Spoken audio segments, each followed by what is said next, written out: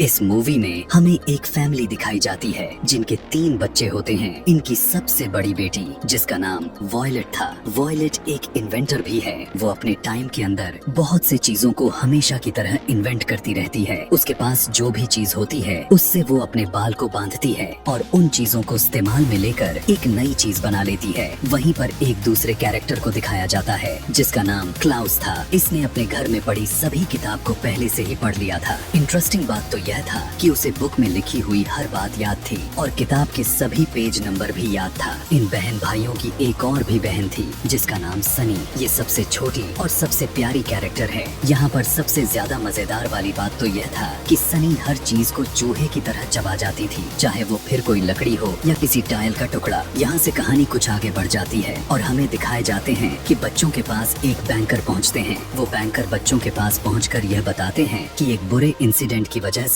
तुम अपने पेरेंट्स को खो चुके हो। यानी कि वो बताते हैं कि तुम्हारे पूरे घर में आग लग चुकी है जिसका अभी तक कोई रीजन तो नहीं मिला है। तीनों बच्चे उसी बैंकर के साथ अपने घर में पहुंचते हैं और देखते हैं कि हर तरफ की सारी चीजें जलकर राख हो चुकी थीं और उनके पेरेंट्स भी अब इस दुनिया में नहीं हैं। क्लाउस जाने से पहले अपने एक रूम में एक दुर्बिंद को देखता है। ये बैंकर एक फाइनेंशियली बैंकर थे और ये इस फैमिली के पर्सनल बैंकर थे। इसीलिए ये बैंकर इन बच्चों के हर चीजों को संभाला करते थे। अब ये बैंकर बच्चों को एक गार्डियन के पास लेकर जाते हैं। ये उस गार्डियन के पास लेकर जाते हैं जो इस फैमिली के सबसे नजदीकी थे। तीनों बच्चे जब गाड़ी से उतरकर बाहर आते हैं तो एक बहुत ही प्यारे घर को देखते हैं। बच्चों को यह लगता है कि हम एक बहुत ही अच्छे जगह पर आ गए हैं, लेकिन इनकी ये पहली और आखिरी गलती थी। जब बच्चे मुड़कर पीछे की तरफ देखते हैं तो वो एक डरावनी घर को देखते हैं जो कि एक जंगल में था। दरवाजा खुलते ही हमें इनके पहले गार्डियन को दिखाया जाता है। ये गार्डियन बहुत ही ज्यादा लालची किस्म का था। दरअसल इन्हें बच्चे नहीं चाहिए थे, इन्हें तो सिर्फ बच्चों का पैसा चाहिए था। वो इसीलिए उस बैंकर को जल्दी से यहाँ से भेज भी देते हैं। हम देख पाते हैं कि घर बहुत ही ज्यादा डरावना लुक दे रहा था। हर तरफ जाले ही जाले दिख रहे थे, सीढ़ियाँ टूट चुकी थीं और हर तरफ बुरी तरह डरावना सीन था। उस घर के अंदर एक सीक्रेट रूम भी था जहाँ पर वो गार्डियन बच्चों को जाने से मना करता है। इस गार्डियन का नाम काउंट ओलिव था। उन बच्चों को आते ही काउंट ओलिव उनके काम का लिस्ट पकड़ा देते हैं। उस लिस्ट में घर का सारा काम लिखा हुआ था, लाइक उनके घर की सफाई, खाना बनाना, इवन बर्तन धोना, सब कुछ। कुछ देर के बाद वहाँ पर ओलिव के दोस्त भी आ जाते हैं। यहाँ पर हमें बताया जाता है कि ओलिव एक ड्रामा मास्टर भी रह चुका था। उसके दोस्त बहुत ज्यादा बुरे और काफी खतरनाक दिखाई दे रहे थे। ओलिव सभी बच्चों को बोलता है कि मुझे 8 बजे से पहले ही डिनर तैयार होना चाहिए और इसके बाद वो अपने दोस्तों के साथ अपना ड्रामा प्रैक्टिस करना शुरू कर देता है। उसकी ड्रामा प्रैक्टिस इतनी ज्यादा बोरिंग थी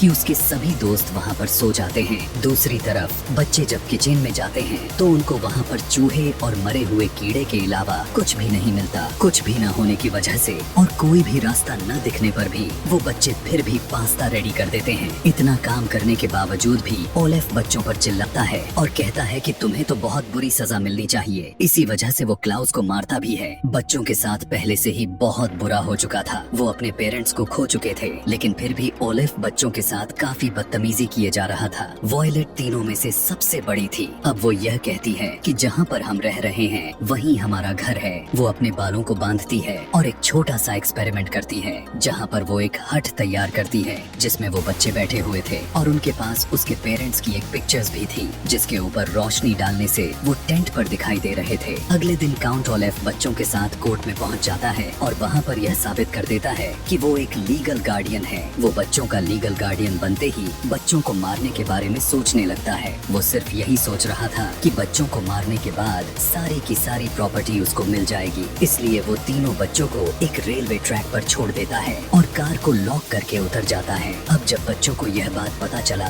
कि यहाँ पर ट्रेन आने वाली है तो तभी जल्दी से वॉयलेट बैंकर को कॉल लगा देती है। बैंकर के पास भी ट्रेन चल रही थी, इसीलिए उनको कोई भी बात समझ में नहीं आती।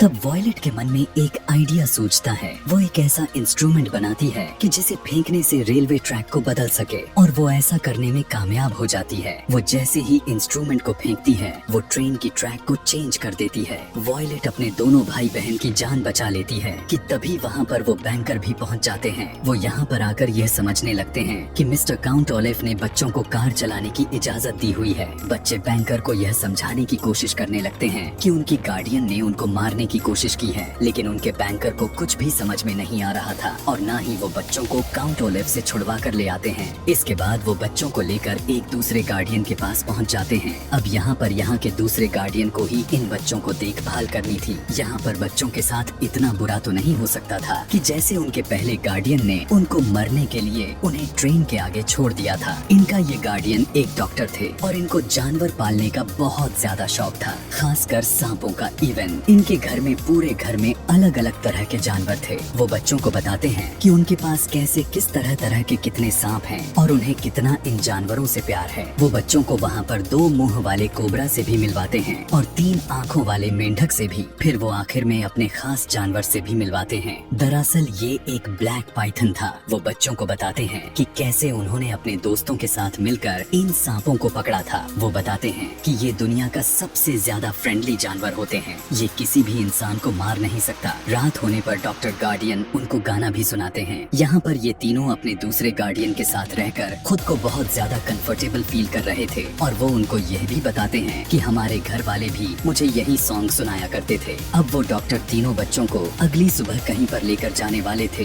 कि तभी वहाँ पर एक और आदमी आ जाता है। वो आदमी इन्हें बताता है कि वो एक असिस्टेंट है। हालांकि इसे डॉक्टर ने ही बुलाया था, लेकिन ये आदमी एक बहरूपिया था। और यहाँ पर हमें पता चलता है कि ये आदमी कोई और नहीं बल्कि काउंट ओलिव ही था। ये यहाँ पर भी बच्चों को मारने के लिए आ गया था। ये अपने दूसरे वाले गार्डियन को बहुत ही ज्यादा बताने की कोशिश करते तो हैं, लेकिन उनके गार्डियन ये समझ ही नहीं पाते कि बच्चे क्या इशारा कर रहे हैं। बच्चों के मन में दूसरी तरह का एक आइडिया आता है। वो सांप के ऊपर कुछ लिखकर अपने गार्डियन के पास भेज देते हैं। अब डॉक्टर को यह बात समझ में आ चुका था कि ये आदमी जो असिस्टेंट बनकर आया है वो एक बहरूपिया है, लेकिन तब तक बहुत ज्यादा देर हो चुकी थी। अब बच्चे जब अपने गार्डियन को ढूंढने के लिए जाते हैं तो वो उन्हें कहीं पर भी नहीं मिलते। यहाँ पर उन बच्चों को यह बात तो पता चल चुकी थी कि उनके गार्डियन अब इस दुनिया में नहीं रहे। पुलिस के इन्वेस्टिगेशन और काउंट ओलिव के बयान मिलने से यह पता चलता है कि डॉक्टर गार्डियन को किसी और ने नहीं बल्कि उन्हीं के ब्लैक पाइथन ने ही मारा था। बच्चे इस बात पर ऑब्जेक्शन करने लग जाते हैं। कहते हैं कि वो जानवर इतना अच्छा है कि वो उन्हें मार ही नहीं सकता। इस बात को कोई भी पुलिस वाले या कोई भी बैंकर नहीं मानने वाला था। तभी यहाँ पर एक मिरेकल हो जाता है। छोटी सी सनी उसी ब्लैक पाइथन के पास चली जाती है। सभी लोग यह देखकर हैरान हो जाते हैं कि इतना बड़ा दिखने वाला सांप उस बच्ची को काट नहीं रहा बल्कि उसके साथ तो खेल रहा था। और अब यहाँ पर पुलिस के साथ बैंकर को यह बात पता चल जाती है कि आदमी काउंट ओलिव ही है। जब वो उसको पकड़ने ही वाले थे उससे पहले ही वो यहाँ से भाग निकलता है। अब जबकि बच्चों का दूसरा गार्डियन भी मर चुका था और अब बैंकर के पास जो तीसरी गार्डियन थी वो थी एक लेडी। बैंकर बच्चों को एक ऐसी जगह पर लेकर जाते हैं जहाँ के घर पानी के ऊपर बना हुआ था। यहाँ आने पर उस घर में से एक लेडी बाहर निकल आती है। यही बच्चों की तीसरी गार्डियन थी। वो बच्चों को देखते ही उनके फैमिली के बारे में पूछती है। वो लेडी सभी बच्चों को अपने घर के अंदर बुला लेती है। यहाँ पर वो लेडी उन तीनों बहन भाइयों को हर बात समझाने लग जाती है कि इस चीज को टच मत करना वरना ये तुम्हें मार देगी, या फिर तुम फ्रिज के पास मत जाना वरना वो तुम्हें अपने नीचे दबा देगा। उस झूमर के पास मत जाना, वो तुम्हारे ऊपर गिर जाएगा। हो सके तो किसी डोर के हैंडल को भी मत टच कर देना, अगर वो गलती से टूट भी गई तो वो तुम्हारी आंखों के अंदर लग सकता है।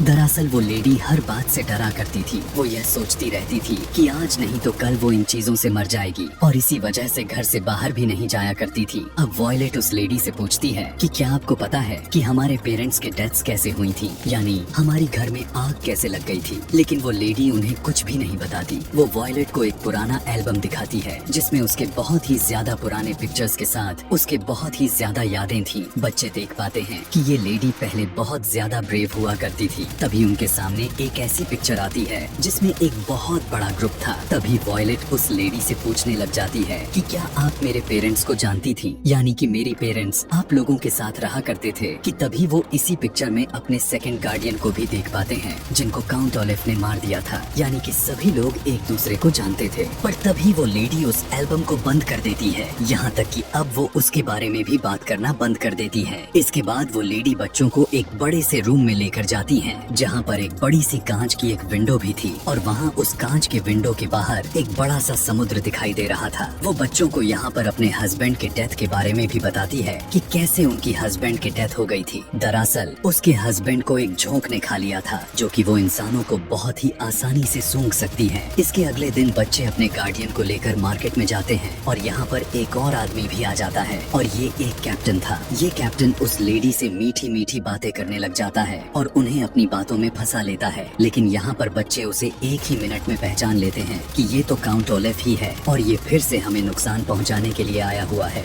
बच्चे अपने गार्डियन को बहुत ज्यादा समझाने की कोशिश करने लगते हैं। वो कहते हैं कि आप समझ जाएं, इन्होंने पहले भी हमारे गार्डियन को मार दिया था और ये अब भी हमें मारने के लिए ही आए हैं। लेकिन यहाँ पर भी वो गार्डियन उनकी कोई भी बात नहीं सुनती और वो कैप्टन यानी काउंट ओलेफ को अपने साथ घर लेकर जाती हैं।